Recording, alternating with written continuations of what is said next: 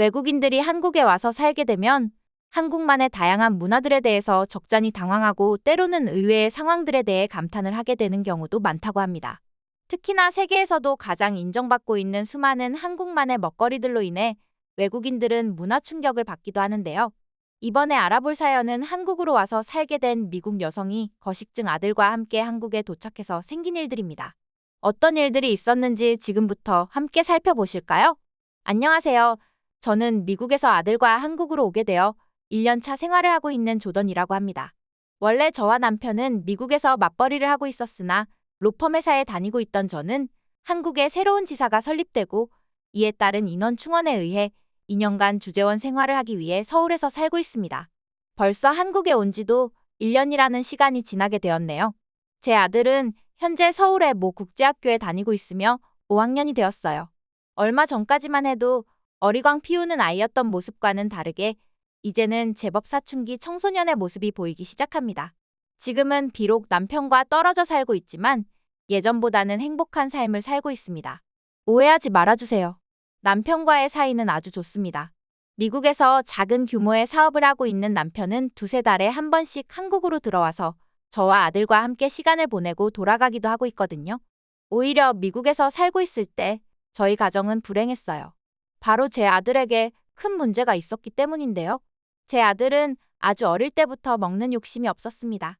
아니, 욕심이 없다기보다는 먹기를 거부해왔어요. 첫 돌 전까지는 모유 수유를 했고 모유는 제법 잘 받아먹었습니다. 그러나 이유식을 시작하고 나서부터 아들에게 밥을 먹이는 시간은 엄청난 스트레스로 다가올 만큼 힘든 시기였어요. 오죽하면 평생 한 번도 없었던 부분 원형 탈모까지 왔었거든요.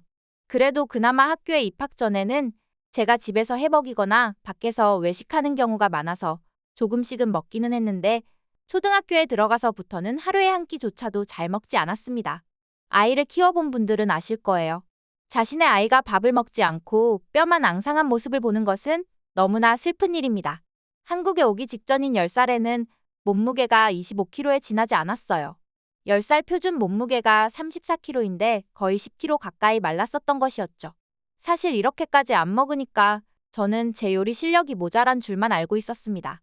하지만 남편이나 다른 지인들도 제 요리를 먹으면 맛있다고 할 정도로 저는 요리에 자신은 있었어요. 그렇기에 더 이해되지 않았죠. 미국에 있는 소아청소년과 같은 병원에 가서 상담을 받아봤지만 정확한 원인은 찾기 어려웠습니다. 거식증은 대부분 살을 빼려는 지속적인 행동이나 체중 관리에 대한 집착 또는 음식을 먹는 것에 대해 정신적으로 거부감 등이 있을 때 나타나는 현상이라고 하는데 제가 보기에 그 어디에서도 원인은 찾기 힘들었거든요. 아들 역시 제 음식이 맛은 없다고 하지는 않았어요. 가끔 학교에서 나오는 음식이 마음에 안 들었다 또는 학교 급식을 먹으면 속이 안 좋다라고만 저에게 말을 했습니다. 저는 솔직히 이해가 잘 가지 않았어요. 다른 아이들은 미국 학교 급식을 잘 먹고 심지어 과체중인 아이들도 심심치 않게 보이기도 하는데 말이지요. 어쨌든 이런 와중에 제가 다니고 있던 회사에서 한국으로의 주재원 파견에 대한 가능성에 대한 의견을 물어왔습니다. 당연히 처음에는 한국으로 올 생각은 부정적이었습니다. 정상적인 가정이 해외에 가서 사는 것도 힘든데 몸이 좋지 않은 아들을 데리고 낯선 나라에서 살아간다는 게 말이죠. 그런 생각을 하는 동안에도 아들은 거식증 증세를 계속하여 보이고 있었고 제가 한국으로 오게 된 결정적인 계기가 생기게 되었어요. 회사에서 일하고 있던 도중 한 통의 전화가 걸려왔습니다. 학교의 담임으로부터 걸려온 전화였는데 제 아들이 수업 도중 쓰러졌고 지금 근처 병원에 입원했다는 소식이었어요. 저는 머릿속이 하얗게 되면서 아무 생각이 들지 않았습니다. 겨우 정신을 차리고 아들이 실려간 병원으로 달려가 보니 아들은 수액을 맞고 있었습니다. 참을 수 없는 눈물이 흘러나오는 중에도 아들의 쇄골이 드러나도록 앙상한 모습은 저를 더욱 괴롭게 만들었어요. 담당 의사 선생님은 영양 부족으로 인한 빈혈 수치가 너무 높다는 말씀을 하시고 이에 대한 영양분을 수액을 통하여 공급하고 있다고 말씀하셨습니다. 하지만 근본적인 식습관이 해결되지 않는다면 앞으로 또 쓰러질 수도 있고 이는 더욱 악화될 가능성이 있다는 소견을 말씀하셨어요. 저는 대체 어떻게 해야 제 아들이 다른 아이들처럼 잘 먹고 건강하게 클 수 있을지 매일 고민을 했습니다. 혹시 미국 음식이 아들의 체질에 맞지 않을 수도 있을까라는 생각도 해보았죠. 저는 전문적인 영양학 지식도 없었고 미국 이외의 다른 나라의 요리는 잘 알지도 못한 상태였어요.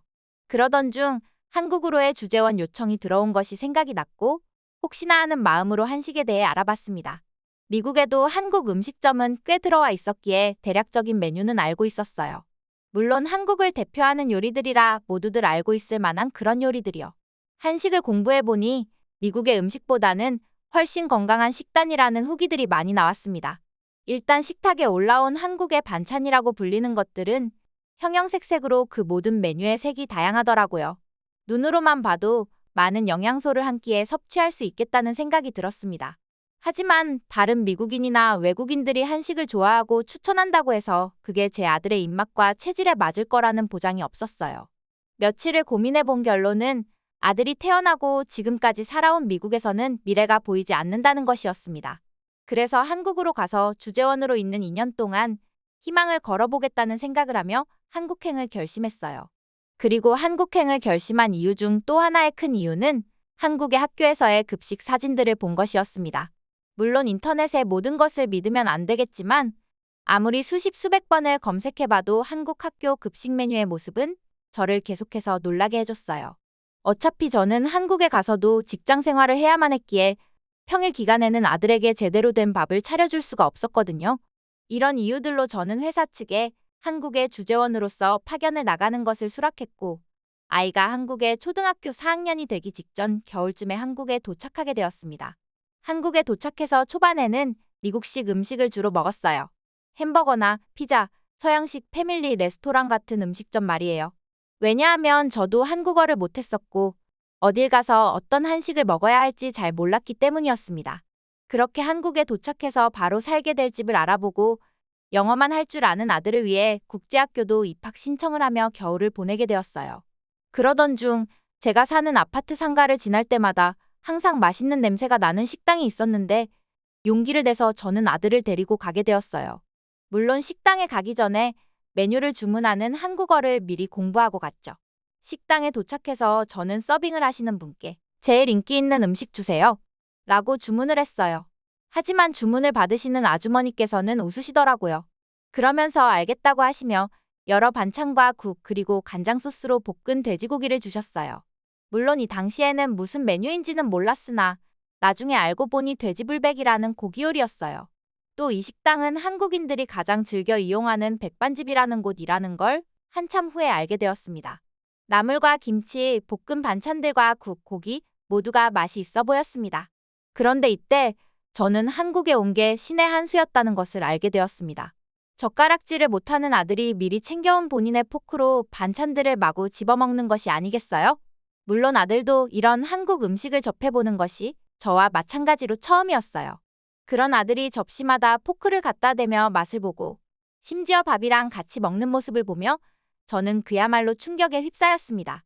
정말 남이 보면 며칠을 굶은 사람이 밥을 오랜만에 먹는 것처럼 보일 지경이었다니까요. 메인 요리인 돼지불백이 나오자 냄새가 정말 좋았어요. 짭짤하고 달콤한 소스의 냄새가 제 후각을 자극시켰죠. 아들은 역시나 포크를 이용해서 돼지불백을 먹기 시작했습니다. 좀 짭짤했던지 밥을 함께 먹기도 했었어요. 그렇게 잘 먹는 모습을 보자 저는 마음이 너무 아팠습니다. 눈물이 쏟아져 나오는 걸 억지로 참고 겨우 밥을 먹었을 정도였습니다. 순식간에 반찬 그릇은 바닥을 보였고 아들의 밥그릇 역시 다 비워져 있었어요. 그래서 저는 추가로 더 주문하고 싶었는데 한국어를 아직 할 줄 몰랐기에 어쩔 줄을 몰라 했습니다. 그러자 아들이 서빙하는 아주머니를 향해 두 손으로 빈 밥그릇과 반찬 그릇을 들고 딱딱 소리를 내며 부딪혔어요. 아주머니는 곧 아들과 눈이 마주쳤고 웃으시며 알겠다는 듯 리필을 해주시더라고요. 역시 바디 랭귀지는 전 세계에서도 통하나 싶은 생각이 드니 웃음이 나왔습니다. 그렇게 두 공기째의 밥도 순식간에 해치우는 아들의 모습을 보며 저는 계속 감탄하고 고마운 마음이 들었어요. 저희의 첫 한국에서의 식사가 끝나고 자택으로 돌아오며 아들에게 물었습니다. 어떤 이유로 그렇게 밥을 잘 먹었냐고요? 그러자 아들은 느끼한 게 하나도 없어서 좋았어요. 미국에서 식사를 할 때 기름 냄새와 인스턴트 요리 냄새 그리고 튀김 요리들의 냄새는 싫었는데 조금 전 먹은 한식의 냄새는 뱃속에서 꼬르륵 소리가 나게 만드는 그런 냄새였어요. 라면서 만족하는 모습을 보여줬습니다. 집에 오는 내내 저는 한국에 오길 정말 잘했다고 생각했습니다.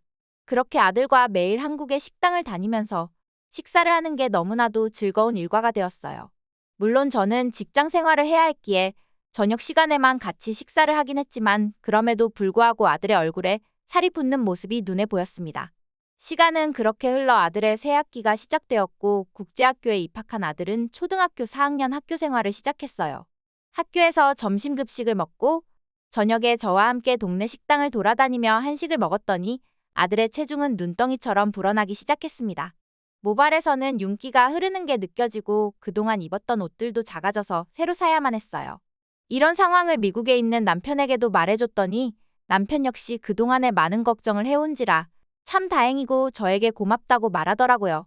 남편은 아들의 새 학기가 시작되고 아들의 생일인 5월이 돼서야 저희가 있는 한국 집으로 오게 되었습니다. 한국의 집에 도착한 남편은 아들을 보자마자 넋이 나간 사람처럼 한참을 서 있었어요. 무려 12kg가 넘게 몸무게가 늘어났기에 놀라는 게 당연했습니다. 미국에서 생활할 땐 평소에도 기운이 없고 의욕이 없는 모습만 보이던 아들이 한국에 온 지 6개월도 안 돼서 이렇게 늠름한 모습으로 아빠를 맞이하니 아빠 입장으로서는 감동할 수밖에 없었겠죠. 남편은 아들에게 그렇게 한국밥이 맛있니? 라고 물었고 아들은 입맛에 맞아요. 맛있어요. 라고 대답하더라고요. 참 당연한 질문과 당연한 답변이죠. 입맛에 맞아야 맛있게 먹을 수 있다는 사실 말이에요. 지금 그 이후로 1년이 지나 5학년이 되었고 지금은 또래 아이들보다 덩치가 훨씬 커졌습니다. 이번 경험을 통해 저는 큰 것을 알게 되었습니다. 무조건 내 나라의 음식이 나에게 좋은 것만은 아니구나라는 것을요. 한국에 온 것이 우연으로 시작되었지만 이제는 한식을 통해 저희 가족이 건강하게 되었고 한국에 있든 미국으로 돌아가게 되든 저희 가족은 한식을 꾸준히 먹으면서 제 하나뿐인 사랑하는 아들을 위해 부모로서의 역할을 계속할 생각입니다. 지금까지 외국인 엄마 조던 씨의 사연을 살펴봤는데요. 어떠셨나요? 이 세상의 모든 부모님은 자식이 웃을 때 웃을 수 있고 자식이 슬퍼하면 같이 눈물을 흘리게 되는 존재입니다. 거식증으로 힘든 나날을 보내고 있던 미국인 아들을 위해 용감한 결단을 내리고 머나먼 한국까지 와서 한식을 통해 아들의 건강을 되찾은 사연을 알아봤는데요. 오늘 영상은 여기까지입니다. 시청해주셔서 진심으로 감사 인사를 드립니다. 항상 하시는 일 잘 되시길 바랍니다. 구독, 좋아요, 알림 설정은 영상 제작에 있어 큰 힘이 됩니다.